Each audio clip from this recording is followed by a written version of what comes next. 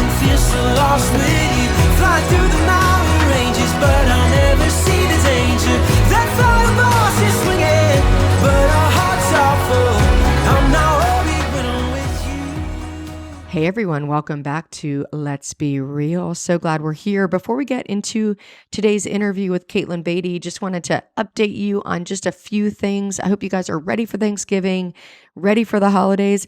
I'm not, but hopefully I will be in the next couple of weeks, trying to get on top of things. You know, this is about the time where the anxiety starts going up about mostly gifts for me. I'm always like, who am I buying gifts for? If someone has a way to solve that problem, let me know, because it's been an ongoing crisis that I experience every late November, every single year. You would think that I would solve that by now, but I haven't. So anyway, but we're going to get into this interview in just a moment, but I want to let you guys know a couple things. The first, I'm super excited that I've gotten through sort of the first draft of my next book. It's a book on unexpected seasons. How do we find resiliency and purpose when we find ourselves in a time that we never expected and didn't want? And because of that, I am reaching out to you guys with a special opportunity to share your story. If you've been through an unexpected season and you want the opportunity to share with someone who perhaps is reading the book and is entering into a season like that, what wisdom did you learn through that time? And we're taking submissions now through December 1st. We're going to work through those submissions, and 10 or so of those stories are going to end up in the book. You'll have like a byline in the book with your name on it. And I would love, love, love to feature you. So if you'd like to find out more about that, you can find the link to the form in the show notes, or come on over and join our email newsletter. If you haven't done that yet, this is the easiest way to stay connected. NicoleEunice.com/real talk. That will get you the form and everything you need to know about that as well. So would love for you guys to consider submitting your story. You don't need to be a great writer. We'll work with you and help you edit. But if you are a writer, this is an incredibly powerful way to see how God redeems even really, really difficult circumstances that you've been through. So definitely consider checking that out. The other thing I want you to know, we're going to start an Advent series over on How to Study the Bible podcast. We're going to be looking at the women in Jesus's genealogy, the mothers of God, so to speak. So would love for you to come over. We're going to start right after Thanksgiving. The name of that podcast is How to Study the Bible. Super easy to find. My face is on the thumbnail. You won't miss it. Would love to see you over there as well. Okay, we're going to get into this interview with Katelyn Beaty. I really love this conversation because Katelyn is a really thoughtful, cultural commentator. She's a writer, a journalist, an editor. She observes trends in the American church, and she has written a new book called Celebrities for Jesus: How Personas, Platforms, and Profits Are Hurting the Church. We're going to talk about the difference between fame and celebrity and how in the heck we are supposed to figure out what it looks like to be in the church in 2022. So I hope you guys enjoy this conversation. Without further ado, here's Katelyn. My first question for you really is Christian celebrity new, or is this just like a new version of the revival movement that's been around America since it started? Yeah. Well, the fact that some Christians are famous is not new. Paul talks about kind of super pastors or, leaders in the early church whose reputation, whose name spread far and wide because of their ministry. Certainly we can just think of a number of like famous Christians throughout church history. I distinguish between fame and celebrity, though, in that celebrity relies on the tools of mass media to project a cultivated image of oneself. And, from a church perspective, to very pragmatically reach as many people as possible with the gospel. So it is relatively new in church history, but in American history and in the history of the West, we've had celebrity Christians for at least the last 150 years, starting with revivalist preachers who relied on newspapers and the printed word that came before newspapers to get the word out about their events and their gatherings, all the way through radio, television. Of course, now we're living in a hyper-mediated world of social media where anybody can really become a celebrity. But no, so I guess my answer is yes and no. But I think we are in a unique time today where we see the outsized role that celebrity has in churches, ministries, and in our hearts and imaginations. Mm. So circle back, because I think this is like a huge point, right? Because this is the point that starts the conversation. Well, what's wrong with Christian celebrity if it's bringing the gospel to as many people as possible? Like, isn't it great that Justin Bieber sings a worship song? Like, I get it. So let's go back again and just like clarify again, fame and celebrity. And then, is celebrity always bad? Like, what part then is the part that we actually want to pay attention to in those two? Yeah. Well, I tend to think of fame as a byproduct of a life well lived, that almost you're not necessarily aware even that you might become famous because of the work you're doing, for how you're leading, for whatever you're communicating or putting out into the world. You're doing the work for the good of the work itself, or because you want to minister to people. And if fame comes, well, then you have to figure out how to steward it well. But the fame is not the point. I do think that celebrity is something that is sought out for itself, that a platform and a pedestal and an impressive image projected out into the world is the point itself. Celebrity, I define as social power without proximity. That there is a distance between the stage and the screen, or whatever platform you use to connect with people, and the contours of your life lived on the ground. And in that distance and in that lack of proximity, I think come all sorts of temptations to believe our own hype, to deceive people, to create a division between the self that we share with others from the stage and our interior life, to use our celebrity power to harm other people or to get what we want from other people.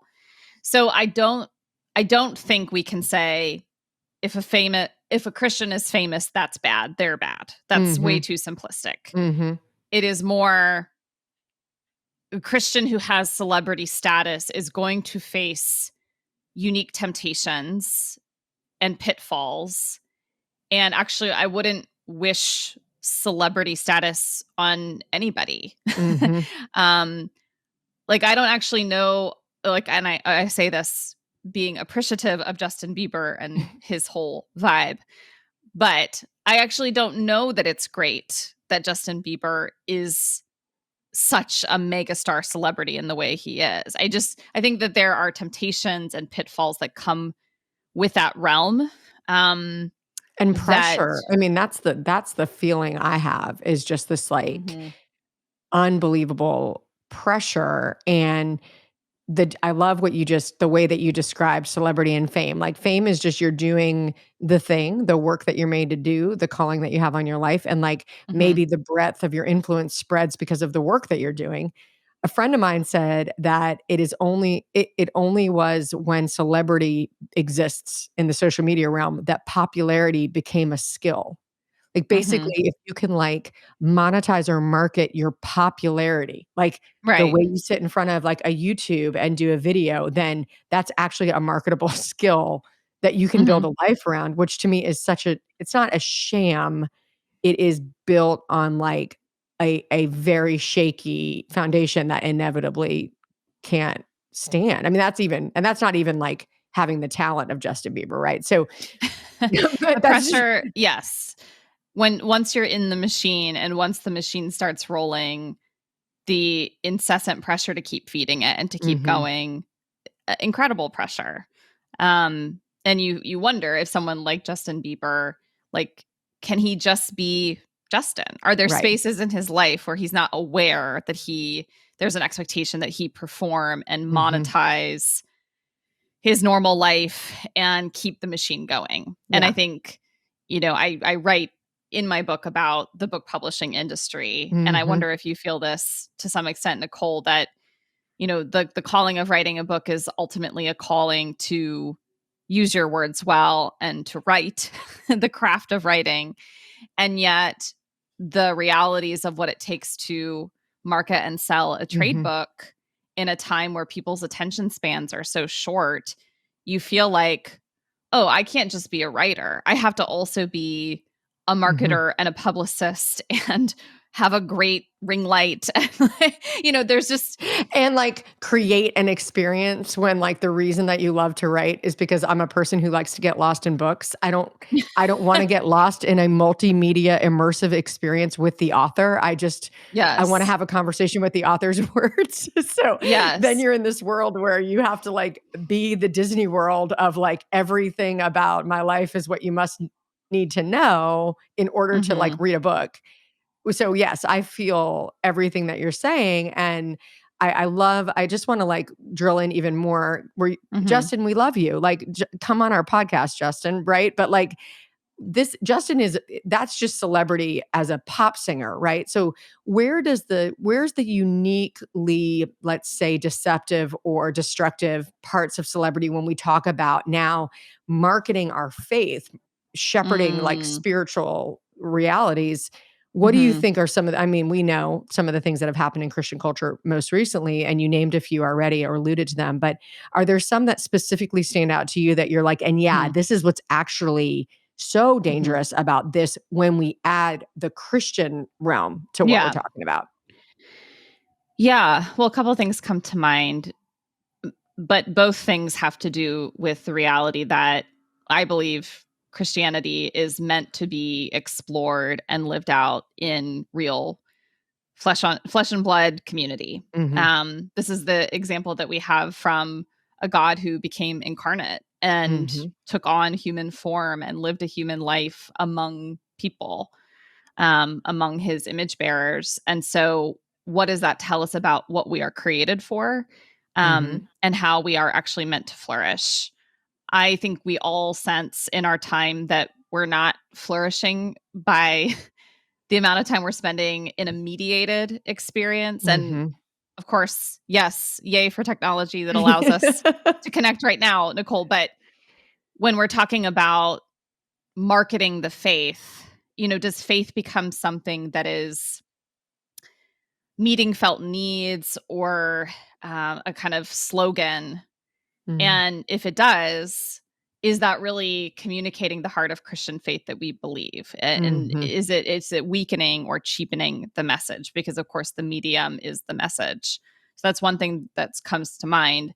The second thing is if we're talking about Christian leaders and we're talking about celebrity creating distance between a celebrity figure and the people that they're influencing, that doesn't seem to be core to the heart of Christian leadership, which is to actually know the people that you're trying to serve and trying to reach.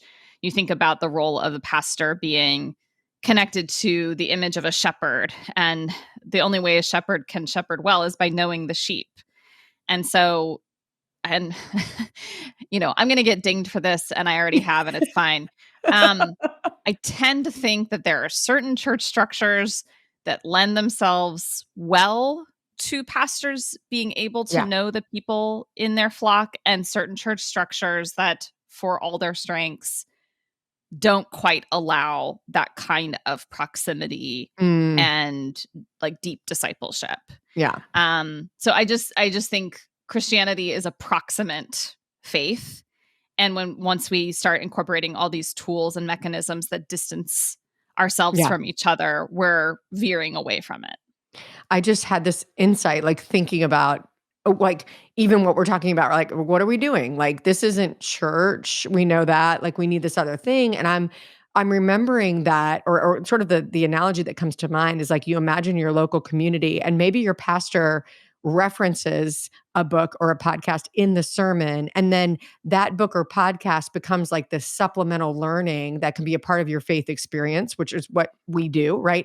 I think what's happened is we've transplanted putting all of that stuff as the middle of the faith experience outside of community, outside of like a relationship where I'm like, oh, like I love what we're learning about as we're preaching through Acts. And like, I do want to read that Dallas Willard book, but Dallas Willard's not my pastor. Like that's just a supplemental experience to the faith rather than the primary experience. And I wonder if some of what's happened is we've sort of like switched those two things and kind of lost the heart of community in the midst of COVID, celebrity, church structures, which I agree, all that you know? Yeah, I think that's really insightful, that what was meant to be supplemental, like a great addition, but not the essential thing, has in fact become the essential thing. And Mhm. then church, which I think we would both say is the essential core thing, has Right. become like great if it happens, but not the main thing. And that, Right. yeah, I perceive that to be like, that's the wrong order. And it's like, oh, and because I'm even thinking about a post I wrote recently where I was like, hey, I know you can listen to a world-class communicator and call that church, but that's not what church is.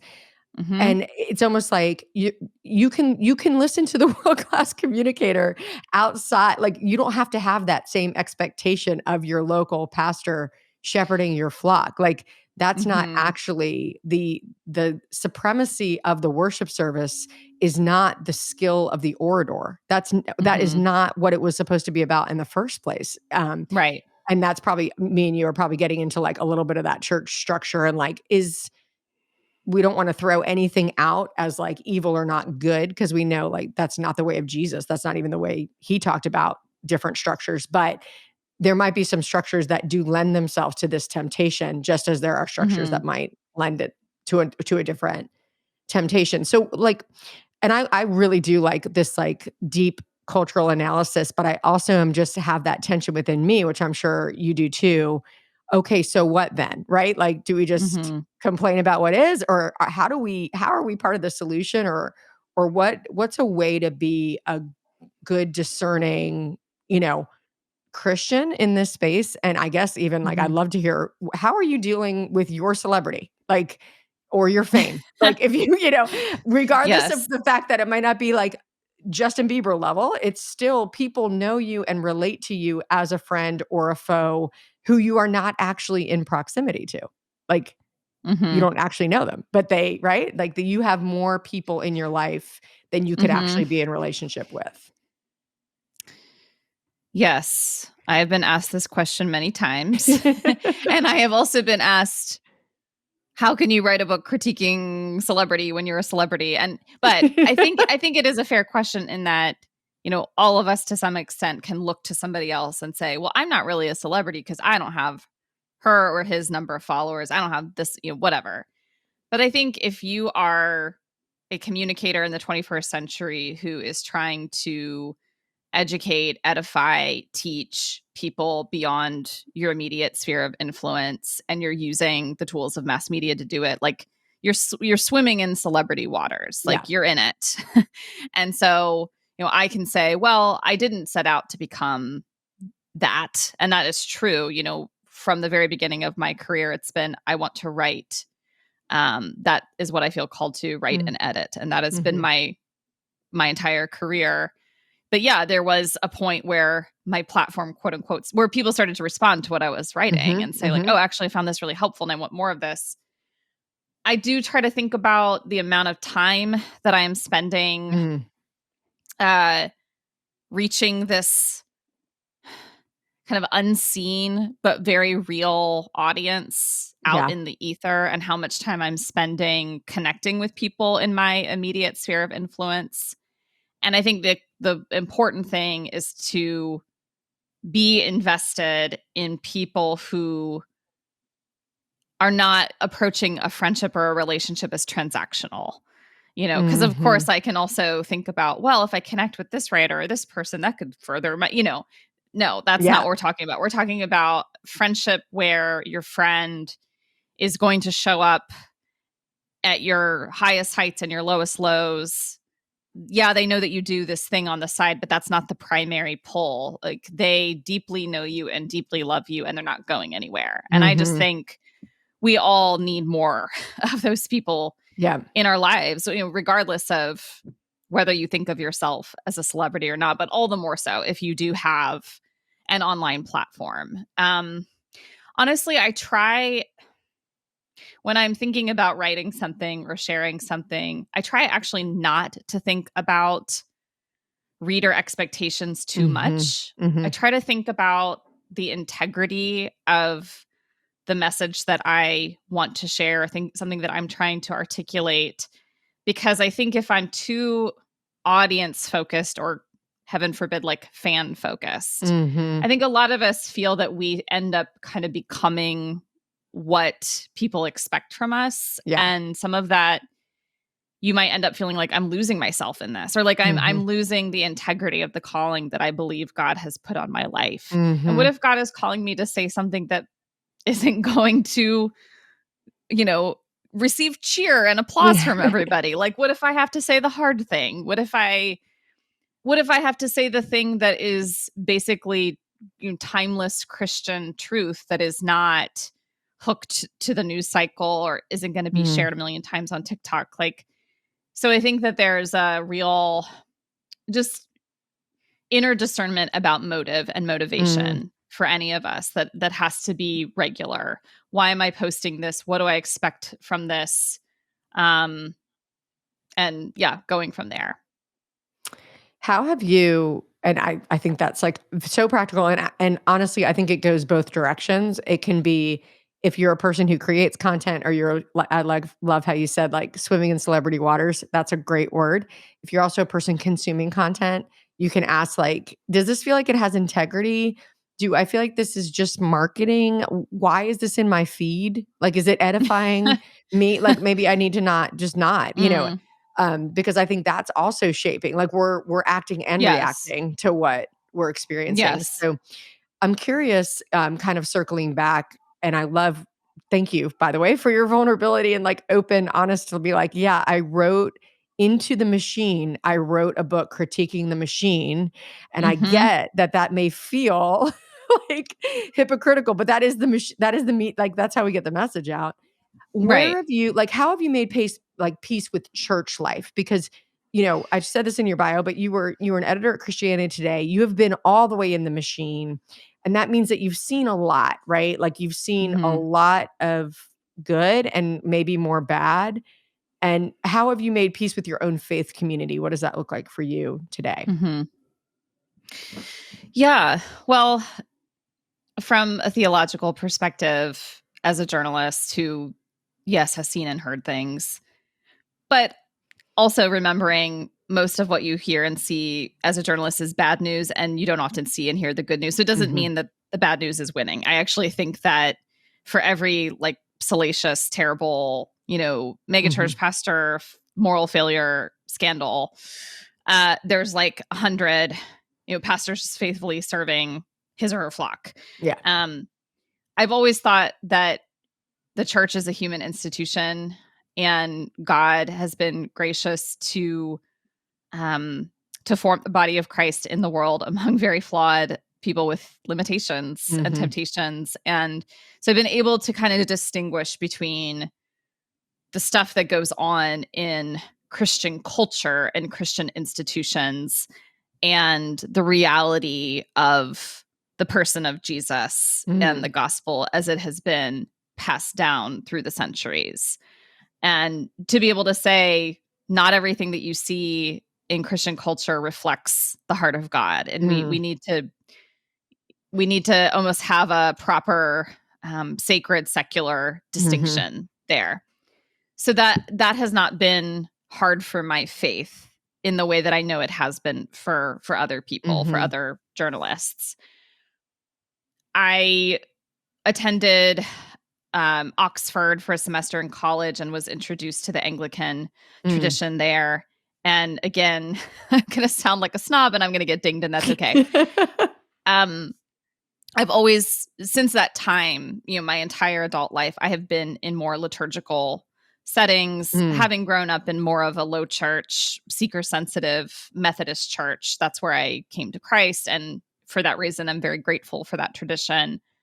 But found myself drawn to a church service that, yes, of course, the word is preached. And I love a great sermon, and also that isn't necessarily the main thing. Yeah. There are all sorts of other participatory things that the congregants are doing together week in and week out.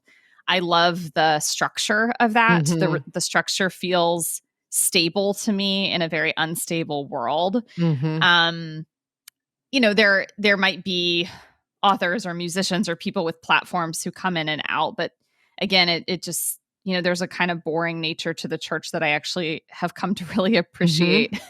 The older I get, like, it's okay if the sermon this week was kind of boring, Yeah. like, so yeah, I have found a lot of faith resilience in that kind of church structure. And of I mean, course, it's not, this, like, in my saying that, I'm not saying that other structures are less than, but for me, that is what has been most life-giving in my adult life. well, you said that super gracefully. I think that I mean, it's interesting too, even hearing you like qualify some of the things that you're saying, to realize this is how far we've come in like the divisive nature of conversation, that I can't like have my opinion back up my opinion, and then it's okay if we disagree. Like, it's just like, but Yeah. I like that you backed it up. You're like, hey, this is what the Anglican faith has meant to me. This is what it's like.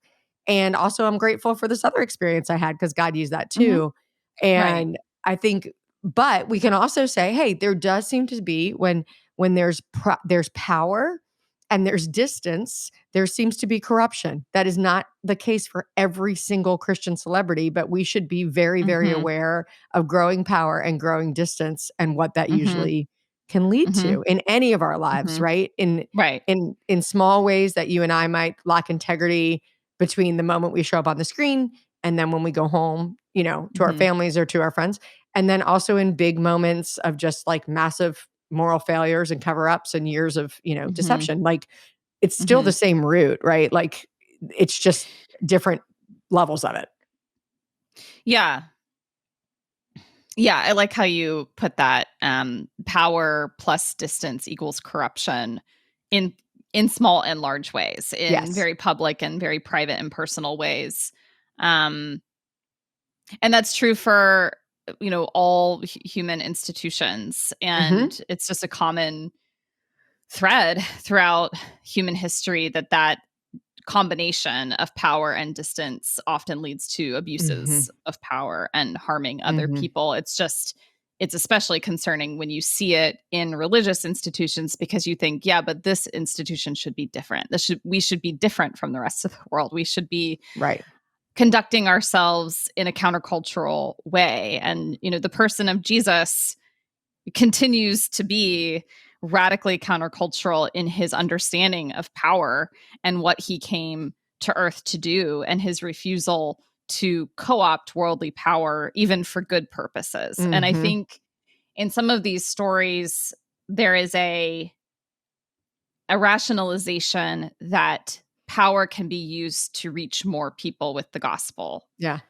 And um we're like, "Did you guys read about the temptation of Christ, anyone?" It's like just it's right there it's right in the here. gospels. We went over this part. Doesn't take even that much contextualization. Yeah. Yeah. But just how radical it is that Jesus said, I came not to be served, but to serve. And that is your calling too. Mhm. And that is so hard and so liberating Yeah. if we can accept it and try to live it out. Mm. Okay, so we're getting near the end of our time, and I just had this picture of like Katelyn, with all of your research, your journalistic mind, the interviews you've done, the things that you've seen. If you had like a small group of megachurch pastors and Christian celebrities who all were just humbly looking to you and saying, like, Katelyn, what word would you give us? What is the Mm, word that you would have for a small group of those, let's say, interested in growing leaders? mm. Well, first, I would say thank you for meeting with me and for giving me time from your busy schedules. Um,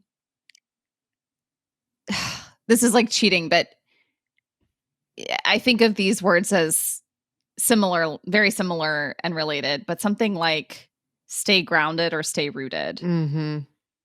Because when we think about the call of humility and staying humble, we Mm. have this vision of like stay on the ground. Mhm. Don't go flying off out there. Yeah. Stay on the ground among people who know and love you.